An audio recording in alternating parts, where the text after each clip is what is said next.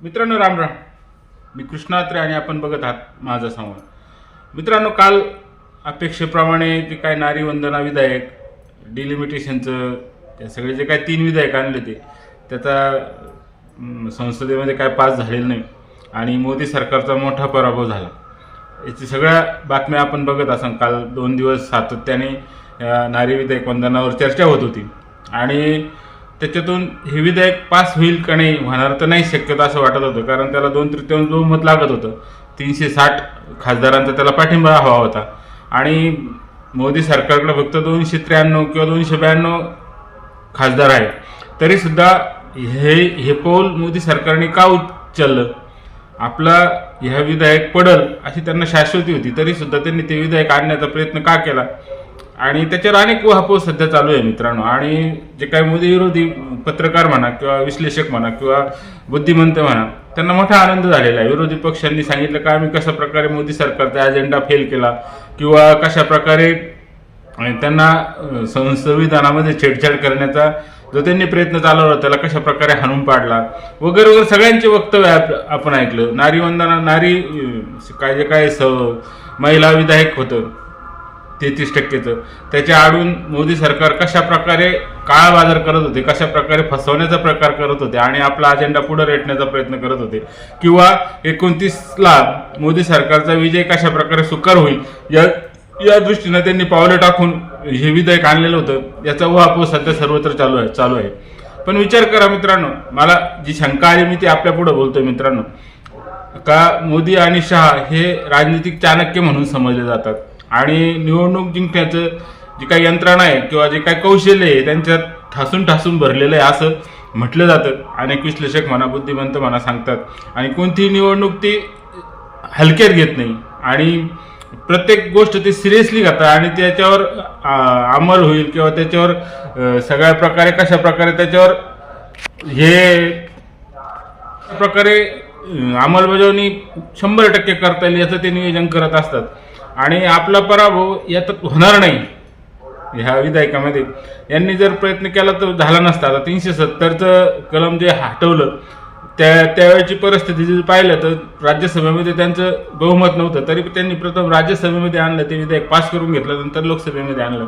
अशा प्रकारे जे काही 370 कलम हटवलेच जाऊ शकत नाही अशी जी सातत्याने चर्चा केली जायची मीडियामध्ये म्हणा किंवा विरोधी पक्षाकडून म्हणा किंवा जम्मू काश्मीरच्या नेत्यांकडून म्हणा किंवा तिथे रक्ताचे पाठवातीन वगैरे वगैरे सगळं आपण मागचं सगळं आठवून बघा का कशा प्रकारे हे सगळं इम्प्लिमेंट केलं.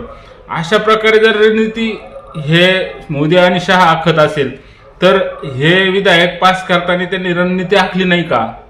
हा एक मोठा प्रश्न आहे मित्रांनो. म्हणजे त्यांना माहिती आहे आपले 370 खासदार नाही, आपल्याकडे फक्त 292 खासदाराचा पाठिंबा आहे, तरी सुद्धा हे पाऊल त्यांनी का उचललं यावर कोणी चर्चा करताना दिसत नाही मित्रांनो. आता मी काय एवढा मोठा विश्लेषक नाही किंवा कोणी राजकीय पंडित नाही, परंतु माझ्या सामान्य बुद्धीला जे वाटलं ते मी आपल्याशी शेअर करतो मित्रांनो.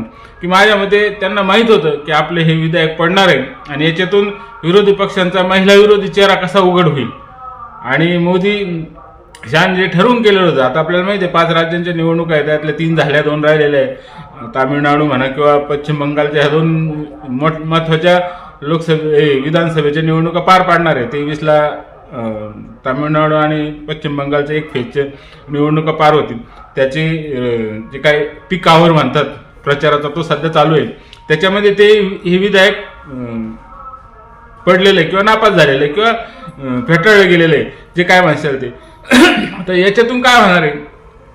याच्यातून माझ्या मते आता भाजप असा प्रचार करेल की हे जे काही विरोधी पक्ष आहे, म्हणजे तामिळनाडूत ममता बॅनर्जी स्वतः महिला असून महिला विधेयकाला त्यांनी पाठिंबा दिला नाही, ते कसं पराभूत होईल, ते कसं पडेल याची चर्चा आता त्या निवडणुकीमध्ये केली जाईल असा अंदाज आहे. आता आपल्याला दिसत आहे आजपासून काय माझ्या मते 21 तारखेपर्यंत प्रचार यंत्रणा चालणार आहे त्याच्यात.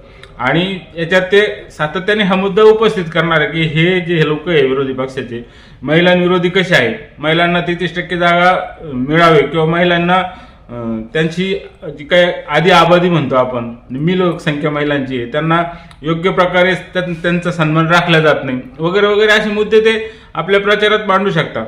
कदाचित यासाठी त्यांनी हे या विधानसभेच्या निवडणुकीच्या काळामध्ये हे 3 दिवसाचं विशेष अधिवेशन बोलून ह्यो विधेयक मांडण्याचा प्रयत्न केला असावा असं मला वाटतं मित्रांनो. परंतु आता राजकीय लोक काय कोणी साधू संन्यासी नसतात. त्यांनी प्रत्येक गोष्ट आपल्या फायद्याचा विचार करूनच ती गोष्ट त्यांनी ती आणलेली असते. त्यात विरोधी पक्ष काय आणि सत्ताधारी पक्ष काय, त्यात आपल्या पक्षाचा फायदा कसा होईल किंवा आपल्या राजकारणाचा फायदा कसा होईल हे प्रत्येक जण बघत असतो. आता याच्यामधून जे काय 2-3 दिवस सगळ्यांचे चर्चा झाल्या, वेगवेगळ्या खासदारांनी आपापले मुद्दे मांडले, त्याच्यातून अनेक मुद्दे उपस्थित आले. आता आपल्याला माहिती आहे सावंत साहेब आणि निशिकांत दुबे यांच्या चर्चेतून आदित्य ठाकरेंचा मुद्दा आला, बरोबर आहे की नाही. हिरोईनला कशा प्रकारे तिचा मर्डर केला वगैरे वगैरे त्या सगळ्या गोष्टी त्याच्यातून आल्या. अनेक मुद्दे त्याच्यात उपस्थित झाले आणि याच्या माध्यमातून मोदी सरकारला काँग्रेसवर हल्ला करण्याचा प्रयत्न केला की कसं 30 वर्षापासून किंवा 3-4 दशकापासून हे विधेयक लटकावण्यात आलं आणि प्रत्येक वेळेस काँग्रेसने त्यामध्ये खोडा घातलेला आहे. हे सातत्याने बीजेपीच्या वेगवेगळ्या नेत्यांनी दाखवून दिलेलं आहे की नाही. म्हणजे 33% जागा जवळजवळ म्हणजे 71 साली ते डिलिमिटेशन झालं होतं, दर 25 वर्षांनी होणार हे होतं.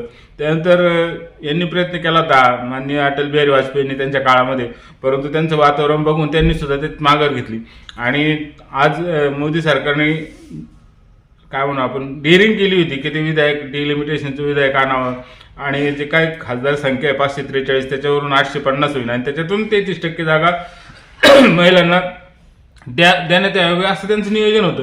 परंतु आता ह्या सगळ्या याच्याहून ह्या विधेयक पडल्यामुळे सगळं पाणी फिरलेलं आहे आणि 27ची जी काही जनगणना होईल त्याच्यातून अनेक प्रकारचे मुद्दे उपस्थित झाले मित्रांनो.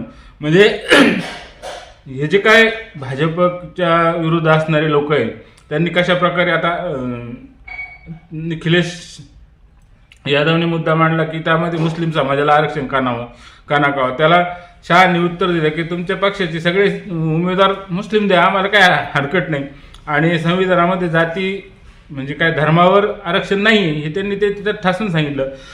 याच्यामधून त्यांनी एक सांगण्याचा प्रयत्न केला की हे जे लोक आहे कशा प्रकारे धर्माधिष्ठित राजकारण करतात आणि आपल्याला ते फक्त म्हणतात की आम्ही निरपक्ष आहे, भाजप जातीयवादी आहे, पण खरं जातीयवादी विरोधी पक्ष आहे, काँग्रेस आहे किंवा जे काही इंडिया आघाडीतले वेगवेगळे पक्ष आहेत ते आहेत हे सांगण्याचा प्रयत्न त्यांनी केलेला आहे.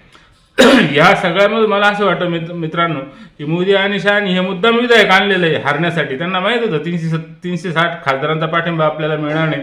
ज्या प्रकारे विरोधी पक्ष सातत्याने प्रत्येक गोष्टीवर मोदी सरकारचा विरोध करतात आणि ह्या विधेयकाला ते सहकार्य करतात असं शक्यच नव्हतं, तरी सुद्धा त्यांनी ते विधेयक आणलं आणि लोकसभेमध्ये नामंजूर होईल अशी व्यवस्था केली असं मला वाटतं मित्रांनो. त्याच्यातून जे काय 2 विधानसभेच्या निवडणुका आहेत त्यामध्ये त्यात राजकीय लाभ आपल्याला मिळून घेण्याचा प्रयत्न भाजप करेल किंवा मग आता विरोधी पक्ष कशा प्रकारे त्याचा फायदा उचलतील हे पण पाहण्यासारखं आहे मित्रांनो. म्हणजे ह्या सगळ्या गोष्टीचा अंदाज त्यांनी घेऊन ते विधेयक मांडलं असेल. हे विधेयक पास होणार नाही हे त्यांना पहिल्यापासून माहीत असेल, तरी सुद्धा विरोधी पक्षांचा चेहरा उघड करण्यासाठी त्यांनी कदाचित हे विधेयक आणलं असेल आणि त्याचं नामंजूर करून घेतलं असेल असं मला वाटतं मित्रांनो. आता प्रत्येकाच्या धारणा वेगवेगळ्या आहेत. मोदी सरकार काय लई स्वच्छ चारित्र्याचं आहे असं मला म्हणायचं नाही, त्यांना खरंच महिलांची काळजी आहे असं पण मला म्हणायचं नाही. फक्त ते त्यांच्यातून याच्यातून आपलं राजकारण कशा प्रकारे सक्षम होईल याचं ते प्रयत्न करताना दिसून येतात असंच वाटतं मला मित्रांनो. विषय जर आवडला चॅनल सबस्क्राईब करा, लाईक करा आणि व्हिडिओ पाहिल्याबद्दल धन्यवाद.